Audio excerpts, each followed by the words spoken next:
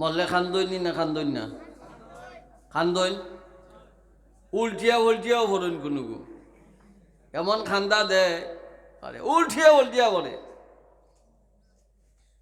এই সময় যদি গিয়া হইন বলে বা অত খান্দা খান্দি দেয় রে বা আর আমরা ভাঞ্চেইতে ফয়সালা করি লিছি তোমার বাপ আরো এক সপ্তাহ থাকবা ও লাশ অবস্থায় তোমরার গড় মানবনি খানলো নু মাথই না দেখি বেঠিয়ে তো এখানে খানতে খানতে নাই জামাই মরতে খানবো না নি খানছে তো অন ভাঞ্চিতে গিয়া হইলা গো অত খান্দা খান্দি দেয় টান লাগি আরো এখন আফতা টানলে দেখো ও লাশ থাকবো আমরা দফন করতাম নাই মানবনি মুর্দা যত আগুয়ান দফন করো অত সব বেশি ফতুয়া দিব তোমারে যতদিন খিরাইতে পারবো অতদিন তোমার অকল বালা মাথই না দেখি আমার কাছে খালি বেশিরভাগ বুড়াইন যায় বুড়ির লগে খেটার খালি মাথই না দেখি আমি সোজা এক কথা কই ও বা তোমার যে সময় রস আসিল বুড়িয়ে তোমারে খুব বালা হয়েছে এখন তো তোমার রস শুকাই গেছে রে বা এখন আর বুড়িয়ে বালা হইতো না কারণ তোমারও মার ঠেঙ্গা তাইরও মার ঠেঙ্গা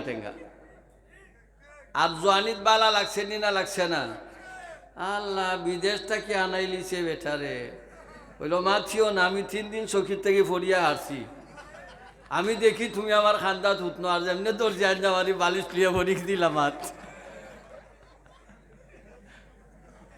জলদি করিয়া আমার আর বালা লাগেন না হ্যাঁ কিন্তু দম যাওয়ার পরে শেষ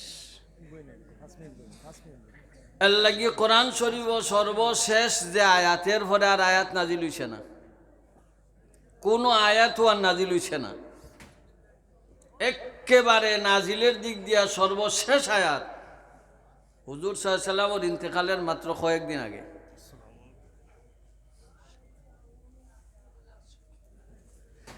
واتقوا يوما ترجعون فيه إلى الله ডরা ও দিন রে ওয়াত্তাকু ইয়াওমান তুরজাউন তোমরা রে ফিরাইয়া নেওয়া হইব আবার কই যাইবা ইলাল্লাহ আল্লাহর কাছে যাইবা যে ফিরতের অর্থ কিতা আল্লাহর দেওয়া হায়াত রে খামো লাগাইয়া বন্দিগি করছো না তোমার স্বাধীন মতো চলাফেরা করছো ও তোমার খবরটা লওয়া হইতো হিসাব দিবা লাগে দিতে সবরে যাওয়া লাগবো আপনিও যাওয়া লাগবো আমারও যাওয়া লাগবো এবং হিসাব দেওয়া লাগবো জীবনের প্রতি মুহূর্তের 1 নম্বর হিসাব হইল সারা জীবনের ইচ্ছারা আবার আগলাইছই ওইটা জোয়ানি কাটাইছ কোনখানো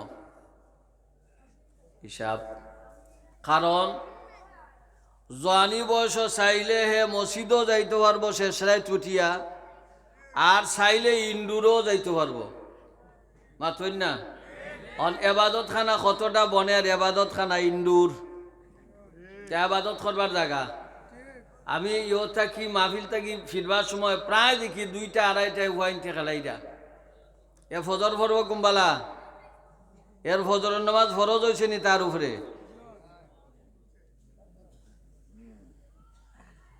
ই ঠেলেঙ্গে দিন যাইতো নাই সবর হিসাব মালিকের কাছে দেওয়া লাগবো এখন মনে করা তো আমি স্বাধীনতা তো দিছুন তাই সারি দিছুন না হিসাব দেওয়া লাগবে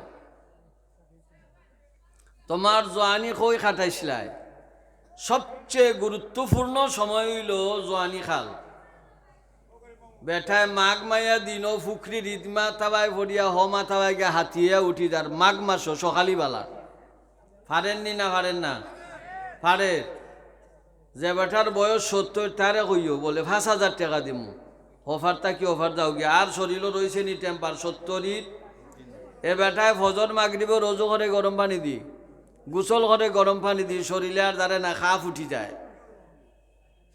কিন্তু জোয়ানিত ঠান্ডা পানি থাতরিয়া ফুকরি রিফার তাকে ওভার যাইতে পারছে। এর লাগি এই সময়ের গুরুত্ব বেশি। এই সময় যদি আবাদত বন্দিগি করেন এটারও দাম বেশি। এর লাগি যে মানুষে জোয়ানিত আল্লাহ পাকের গোলামি করবা, পাক্কা নমাজি মসজিদও গিয়া জমাতের সাথে নমাজ পড়ছে, জোয়ানি খালো, বুড়া খিত বেমারের কারণে আর যাইতে পারে না। ই বেঠায় বইয়া বইয়া নমাজ পড়ব গরো, আর জমাতের সাথে নমাজ পড়লে যে সব তার আমল নমাতি সব লেখাই দেওয়া হয়েছিল।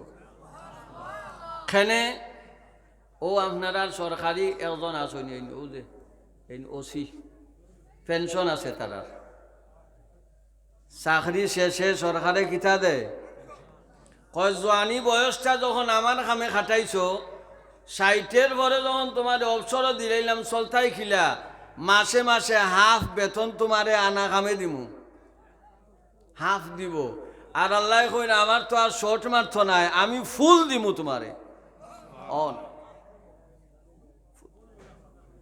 জোয়ানি খালো বেটা তাহাজ্জুদের নামাজ পড়ছে উঠিয়া, এখন তাহাজ্জুদ পড়ব কই, উঠতেও পারে না, শরীরে মানে না।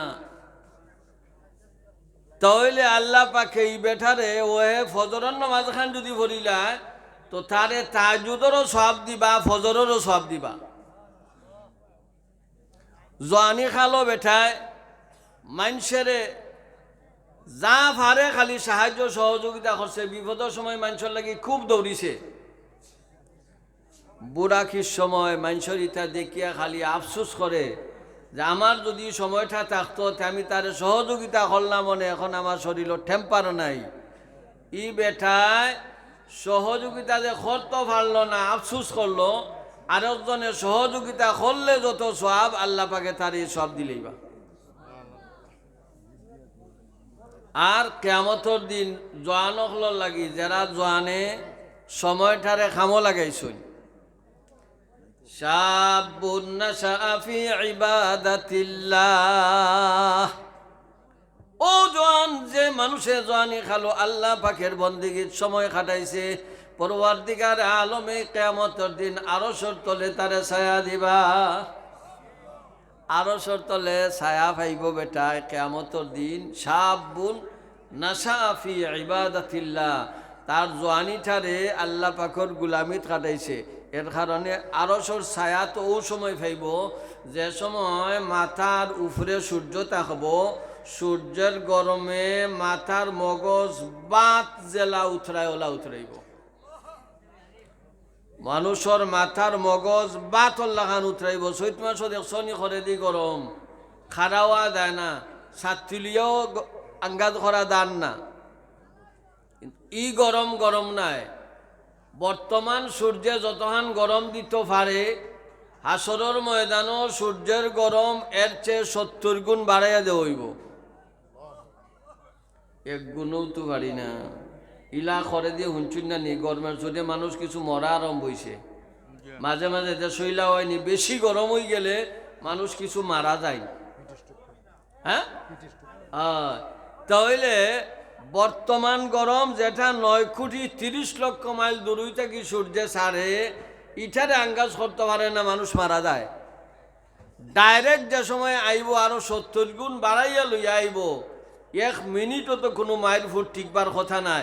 কিন্তু এই অবস্থায় খারাপ থাকবায় 50,000 বছর। কয় হাজার বছর? 50,000 বছর। তোমার 14 গোষ্ঠী মিলাইয়া 50,000 বছর আয়াত পাইবানি। তোমার 342 গোষ্ঠীও ফাইতা নাই। 50,000 বছর খারা হইতে হয়। যত বড় নবাবের ফুয়া ও খামি আইতো নাই। ফাও তুলা দিতে হয়, তোমার বাভর মকদুর ফাও তুলা দেওয়ার কোনো সুযোগ নাই। বুঝা যাইব ফাও দেখে স্ক্রুপ মারি দিছে, স্ক্রুপ মারি দিছে। তলর জমিন হইল তামা, তামাখানে তামা গরম হয় তাড়াতাড়ি, রয় বেশি সময়, তোমার শাস্তি হইতো। আবার ফাওয়ের তলে স্যান্ডেল নাই, দুম খালি ফাও, তামার জমিন, উফরে আবার সূর্য, না সূর্যর তাপ আঙ্গাজ করা যায়, না নিচরটা না লড়া যায়।